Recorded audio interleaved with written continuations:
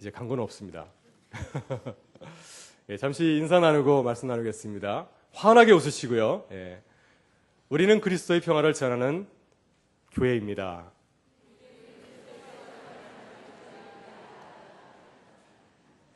네, 오랜만에 만난 것 같아요. 예, 다시 한번 인사하겠습니다. 다가올 흉년의 때를 준비합시다.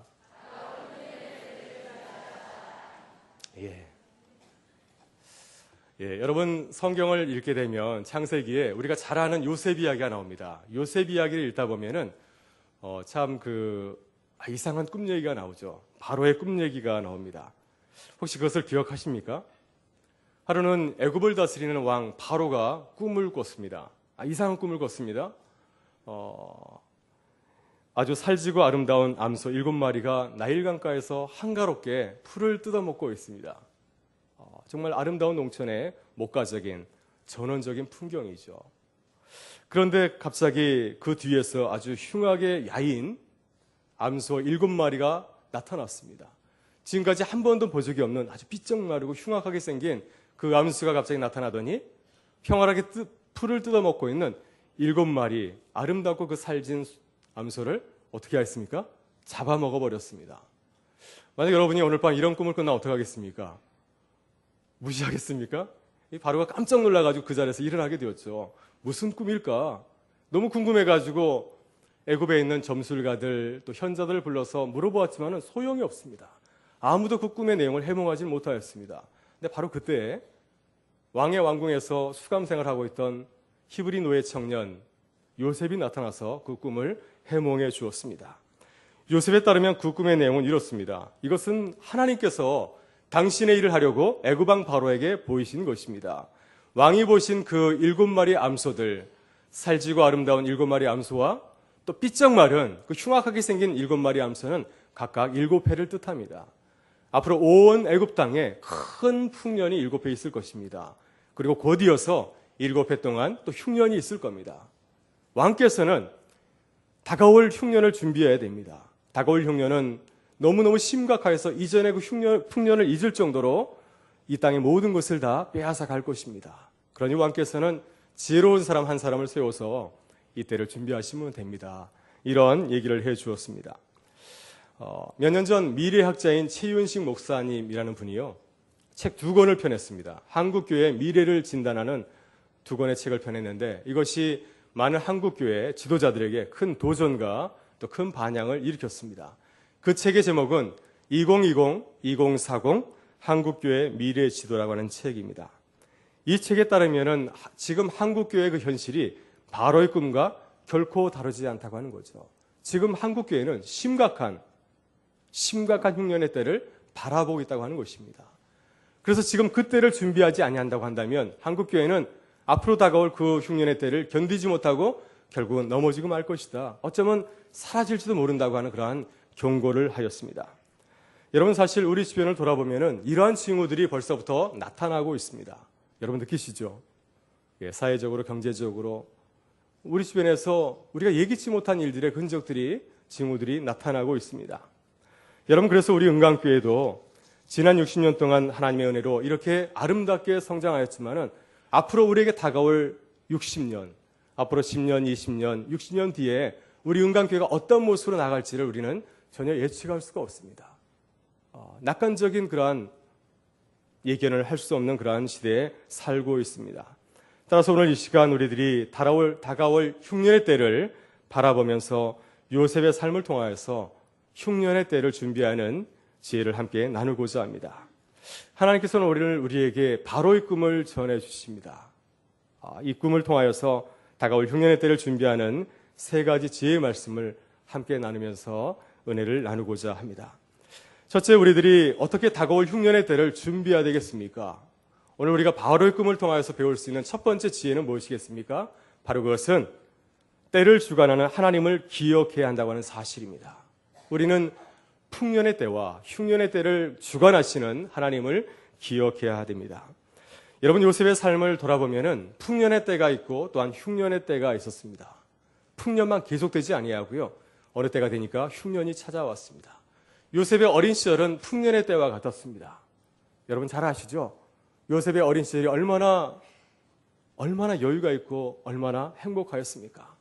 아버지의 품 안에서 마음껏 뛰어놀았고, 또 아버지는 이 요셉을 특별히 사랑해서 그를 위하여서 색동저고리, 채색 옷을 만들어주지 않았습니까? 그때는 정말 아무런 고민이 없었습니다. 요셉이 그때가 너무 좋아서 아마 그때 자아상이 굉장히 좋았던 것 같습니다. 그래서 요셉이 이런 아주 야무진, 형들을 아주 골라게 하는 그런 꿈을 꾸지도 않았습니까? 하늘에 해와 달과 또 11별이 자신에게 절을 하는 꿈을 꾸기도 하였고요. 또 어떤 때는 자신이 묶은 그 볕단 앞에 형들이 묶은 11개의 곡식단이 절을 하는 꿈을 꾸기도 하였습니다.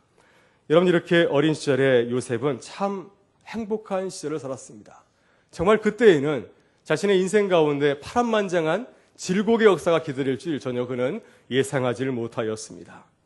그러나 요셉의 인생은 청소년기가 되면서 점점점 꼬이기 시작하죠. 요셉이 가정에서 아버지의 사랑을 독차지하였습니다. 그랬더니 형들이 미워하죠. 여기에도 그런 분 있나요? 동생이 미운 사람들. 그래서 형들의 미움을 받게 되죠. 그래서 형들이 음모를 꾸미게 됩니다. 그래서 사랑하는 동생 요셉을 노예 상인에게 팔아넘기게 되죠. 그로 인해 가지고 요셉은 전혀 생각에도 없던 인생의 역정을 살아가게 되지 않습니까? 애굽 땅에 끌려가서 노예가 되어서 애국인 노동자가 되어서 그 땅에서 살아가게 됩니다.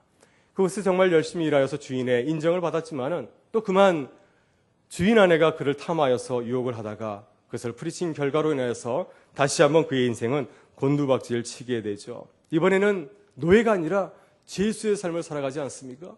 그것도 성추행범이라고 하는 아주 부끄러운 제목을 뒤집어 쓰고 춥고 어두운 왕의 감옥 깊은 곳에 떨어지게 되었습니다. 언젠가 죄수들이 한 이야기를 들은 적이 있습니다. 죄수들이 가장 싫어하는 죄수가 누군지 아세요? 죄수들 가운데, 저희들이 보면 다 똑같은 죄수들인데 죄수들 가운데 특별히 싫어하는 죄수가 있습니다. 바로 그 죄수가 누구냐면 성범죄자라고 합니다. 그러니 요셉이 그 성추행범이라는 그 제목을 쓰고 감옥에 들어갔으니 그 안에서 얼마나 심한 곤욕을 치르셨겠습니까? 여러분, 그렇지만은 요셉은 감옥에서 성추행범 죄수로 그의 인생을 마감한 것이 결코 아니었습니다. 그는 애굽을 다스리는 파로 왕을 만나서 다시 한번 제 인생 반전을 또 꾀하게 되는 거죠. 그가 바로를 만나서 그의 꿈을 해몽하고 또 앞으로 어떻게 전국을 풀어갈 수 있을지 그 탁월한 식견을 갖다가 보여주었을 때 바로는 기뻐서 그를 애굽의 총리로 삼게 되고 또 그를 통하여서 이제 애굽과 온 세상이 구원을 얻게 되었습니다. 여러분, 이렇게 요셉은 아주 파란만장한 삶을 살아갔습니다. 이렇게 요셉의 인생을 가만히 살펴보면은 우리의 인생 가운데는 풍년의 때도 있고 또 흉년의 때도 있습니다. 여기 계신 많은 어르신들께서는 그래, 풍년의 때가 있었지, 또 흉년의 때가 있었지, 아마 그 두 때를 다 기억하실 것입니다. 우리는 지금 어떤 인생의 때를 살고 있습니까? 기쁜 때를 살고 계시나요? 네, 다 그런 것 같습니다. 다 얼굴이 밝습니다. 네, 우리는 모두 정말 풍년의 때만 살아가고 싶어 하죠. 우리가 하나님 앞에 드리는 기도의 제목이 무엇입니까? 하나님, 주님 부르시는 그날까지 아무런 문제 없이 아프지도 말고 고생하지도 말고 편안히 살다가 잠자듯이 주님 앞에 가게 해 주십시오. 이것이 우리 모두의 소원 아닌가요? 저만의 소원입니까? 네, 우리 모두의 소원이 이렇죠. 여러분, 전도서 3장을 보게 되면은 범사의 기한이 있고 또 천하만사가 다 때가 있다고 합니다. 풍년의 때도 있고 또 흉년의 때도 있고요. 여러 가지 때가 있습니다. 한번 읽어보도록 할까요? 날 때가 있고 죽을 때가 있으며 심을 때가 있고 심은 것을 뽑을 때가 있으며 죽일 때가 있고 지금 치료할 때가 있으며 헐 때가 있고 세울 때가 있으며 울 때가 있고 웃을 때가 있으며 슬퍼할 때가 있고 춤출 때가 있습니다. 네. 전도서는 우리에게 중요한 인생의 진리를 가르쳐 줍니다. 그것은 하나님께서 모든 것을 지으셨고 또 우리에게 여러 때를 주셨는데 그 모든 것을 하나님께서 아름답게 하셨다고 하는 것입니다. 따라서 우리 하나님은 우리에게 풍년도 주시지만은 흉년도 주십니다. 풍년도 흉년도 하나님이 주시는 거죠. 그래서 풍년을 맞이했다고 해서 마냥 기뻐할 이유도 없고요. 또 흉년을 만났다고 해서 마냥 슬퍼할 이유도 없습니다. 왜냐하면 모든 것이 하나님의 주관하에 있기 때문에 그렇습니다. 풍년도 흉년도 하나님이 주신 것이라고 합니다. 여러분, 그렇다고 한다면 풍년은 어떤 의미가 있을까요? 영적으로 바라볼 때 이 풍년의 때는 하나님께서 우리에게 복을 주시고 훈련하는 시기입니다. 가정에 비유하면 아버지의 품 안에서 공부하는 시기입니다. 아버지께서 어머니께서 모든 것을 다 주셔서 훈련하는 시기이죠. 집을 떠날 때까지 훈련하지 않습니까? 이 풍년의 때가 그러한 시기입니다. 하나님께서 우리에게 좋은 것을 막 주셔서 하나님의 사람으로 자라날 수 있도록 훈련하는 시기이죠. 그래서 이 풍년의 때는 우리들이 하나님의 꿈을 꾸는 시기이기도 합니다. 또한 풍년의 때는 하나님의 때를 바라보면서 하나님께서 우리를 사용하실 그 때를 바라보면서 우리를 훈련시키는 때라고 할 수가 있습니다.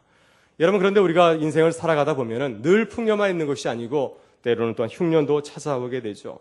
영적인 눈으로 보게 된다고 한다면 흉년의 때는 어떠한 때이겠습니까? 흉년의 때는 이제 우리가 받은 은혜와 사랑을 나누어주는 그런 시기입니다. 아들이 이제 아버지 품 안에서 잘 공부했다가 이제 나가서 받은 은혜와 사랑을 가지고서 사회를 섬기고 부모를 섬기는 그런 때가 있지 않겠습니까? 바로 이때가 흉년의 때입니다. 따라서 흉년의 때는 우리들이 주를 위해서 열심히 일하며 사역하는 시기이고요. 하나님께서 내게 주신 그 꿈과 비전, 하나님의 비전을 이루어가고 실현하는 시기라고 할 수 있습니다. 여러분, 그래서 우리는 기억해야 됩니다. 하나님께서 우리를 만지시고 훈련하시는 풍년의 때가 있고요. 또 하나님께서 우리를 이제 다 자라게 하셔서 하나님의 사람으로 사용하시는 흉년의 때가 있습니다. 우리가 이 사실을 기억하고 살아야 다가올 흉년의 때를 잘 준비하고 후회함이 없이 우리의 인생을 살아갈 수가 있습니다. 사랑하는 성도 여러분, 우리가 새해를 맞이해서 정말 바쁘게 살아갑니다. 벌써 한 달이 다 지나갔습니다. 이제 내일이면 2월 1일 또 새 달이 시작되거든요. 바쁘게 살아가면서 우리의 때가 풍년의 때도 있고 흉년의 때가 있음을 늘 기억하실 수 있기를 바랍니다. 그 바쁜 가운데서 하나님의 때를 생각하면서 하나님의 때를 준비하며 달려가는 믿음의 사람들 되실 수 있기를 주의 이름으로 축원합니다. 여러분, 둘째, 우리가 어떻게 다가올 흉년의 때를 준비해야 되겠습니까? 두 번째, 우리가 이 바로의 꿈을 통해서 깨달을 수 있는 지혜는 바로 이것입니다. 우리는 장차 하나님의 때에 하나님의 그 역사의 주인공이라는 사실을 명심해야 된다고 하는 사실이죠. 다가오는 그 흉년의 때에 누가 주인공입니까? 바로 우리가 주인공인 줄 믿습니다. 하나님께서 우리를 주인공으로 삼으시려고 우리에게 많은 복을 부어주신 줄 믿습니다. 여러분, 요셉은 어떤 사람이었습니까? 흉년의 때를 준비한 사람이었습니다. 풍년의 때에 그냥 시간을 허송세월하지 아니하고 하나님께서 부르시는 그 때를 위하여서 자신의 모든 것을 집중하며 훈련하며 나갔던 믿음의 사람이었습니다. 여러분, 우리가 살펴본 것처럼 요셉의 인생은 참 우여곡절이 많습니다. 사람의 눈으로 보게 되면은 참 요셉의 인생은 받아들이기 쉽지 않습니다. 제가 미국에서 고등학생들을 가르칠 때 보니까요, 미국에서 이민자 부모님들은 자녀를 낳게 됐잖아요. 미국 이름을 지어주는데 어떤 이름이 많냐면 조셉이 많습니다. 요셉. 그래서 제가 이제 상담하면서 말했습니다. 아들이 요셉으로 살아가려면 어려운 시기가 있을 텐데요. 어쩌면 노예로 팔려갈지도 모르는데 그래도 좋습니까? 그건 아니라는 거예요, 이게. 그건 아니고 나중에 미국의 국무총리 되는 거 이것만 바라면서 이제 조셉이라는 이름을 지었더라고요. 그러나 우리가 사람의 눈으로 바라보게 되면 요셉의 인생은 그렇지는 않습니다. 노예로 팔려가지 않았습니까? 정말 레미제라블의 주인공 장발장처럼 정말 재수가 없고 불행한 인생을 살아가지 않았습니까? 하나님께서는 요셉을 가만 내버려두지 않았습니다. 강하게 훈련하였습니다. 군대를 치면은 아주 편한 군대 생활을 하는 카투사, 미군 부대에서 보내게 한 것이 아니라 지옥 훈련을 받아야 되는 해병대, 그리고 특전사로 보낸 겁니다. 우리 자녀들 가운데 해병대로 가신 분 고민하지 마시고 요셉과 같은 하나님의 사람으로 훈련할 줄 믿습니다. 그래서 요셉을 인간적인 눈으로 바라보게 되면 참 불쌍하다, 참 안 됐다 생각할 줄 모르지만은, 그러나 우리가 요셉의 삶을 이렇게 가만히 들여다보면은 특별히 하나님께서 요셉을 정금처럼 만드는 그 놀라운 손길을 느끼게 됩니다. 하나님께서는 요셉을 가나안 땅 아버지의 품 안에 그냥 내버려 두지 않았습니다. 만약 그를 내버려 뒀다고 한다면 그는 철부지 소년으로 자라났을 겁니다. 그저 가나안 땅에서 그런 사람으로 남았을 터인데 하나님은 그를 들어서 애굽 땅에 떨어뜨렸던 것이죠. 그래서 노예로 살아가게 하고 또 수감 생활을 통해서 인생의 그 모든 역정을 다 경험하게 하였습니다. 모든 사람을 이해할 수 있는 품이 넓은 사람으로 요셉을 인도하신 것을 보게 되죠. 하나님께서 요셉을 인생 윤곽로에 집어넣어서 점금과 같은 존재로, 하나님의 꼭 필요한 존재로 만드시고 훈련하신 것이었습니다. 그래서 믿음의 눈으로 돌아보면 이 기간은 어떠한 때입니까? 마냥 버려진 시간이 아니었습니다. 바로 이 기간은 다가올 흉년의 때를 준비하는 참으로 값진 시간이었습니다. 이 기간에 요셉은 어디에서 일을 하였습니까? 보디발의 가정에서 일을 하게 되었던 거죠. 근데 당시에 요셉이 일하였던 그 애굽은 어떤 나라였습니까? 세계를 제패한 패권국이었습니다. 세계 최강대국이었죠. 그가 일하였던 주인 보디발은 애굽왕 파라오의 경호를 담당하는 권력의 실세였습니다. 경호실장이었습니다. 나중에 보면은 요셉이 결혼을 하게 되죠. 그의 장인이 누군지 아십니까? 보디베라입니다. 그래서 어떤 구약학자는 하버드 대학의 쿠겔이라는 구약학자는 보디발과 보디베라가 동일 인물이라고 그렇게 말하고 있습니다. 왜냐하면 히브리어 자음만 가지고 보면은 두 사람이 똑같은 이름이거든요. 그래서 아마도 두 사람이 똑같은 사람일 것이다. 이런 주장을 펴는 사람도 있습니다. 여러분 이렇게 볼 때 보디발은 보통 사람이 아니죠. 왕의 경호실장일 뿐만 아니라 한 나라의 종교 제사장까지 책임지고 있는 막강한 권력의 실세였습니다. 따라서 보디발의 가정은 보통 평범한 가정이 아니라 아마 정말 대단한 가문이었을 것입니다. 노예들도 수백 명, 수천 명이 있을지 모르겠고요. 그 경제 규모며 아마 대규모의 그러한 대단한 가문이었을 것입니다. 하나님께서는 이 보디발의 가정에서 일하게 하셨습니다. 주인을 대신해서 모든 것을 관장하는 가정 총무가 되어서 일하게 하였습니다. 요셉은 이 보디발의 가정에서 10여 년간 일을 하면서 애굽의 문화와 언어를 통달하고 그리고 또한 국정에 필요한 인사관리와 재무관리 등의 신령을 갖추게 되었을 것입니다. 여러분 또한 이 요셉이 수감 생활했던 감옥도 보통 감옥이 아닙니다. 그 감옥은 형편없는 죄수들을 모아놓은 곳이 아니라요. 왕의 신하들, 정치범을 수감하는 왕궁의 감옥이었습니다. 이곳에서 요셉은 자연스럽게 그곳에 들어온 많은 왕의 신하들, 정치범들과의 교류를 통하여서 정치적인 식견과 국정을 운영하는 데 필요한 고급 지혜를, 아주 높은 지혜를 섭렵하게 되었을 것입니다.